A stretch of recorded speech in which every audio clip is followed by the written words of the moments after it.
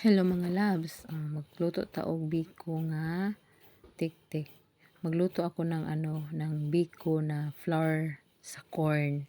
'Yun ang lulutuin ko. Lagyan natin ng yan ng gata ng niyog at saka sugar.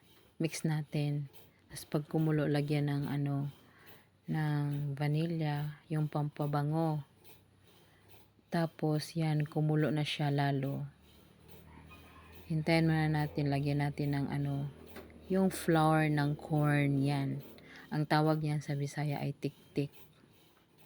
Lagyan mo pa. Tapos ikaw nang bahala kung gaano kadami yung tiktik na yan. Yan ilalagay mo. Yan. Oh. Hanggang mawala na yung sabaw. Hanggang mawala na yung sabaw. Ikaw nang bahala maglagay pa kung anong gustong tigas or lambot. Yan. Okay na siya. Tapos lagyan ko ng condensed na ube.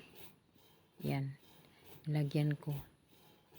Luto na yung niyan mga labs ha. Yung tik-tik luto na. Luto na yan ha. Bago nyo lagyan ng condensed na ube. Yan. Luto na. Tinakpan ko na yan. Okay na yan mga labs.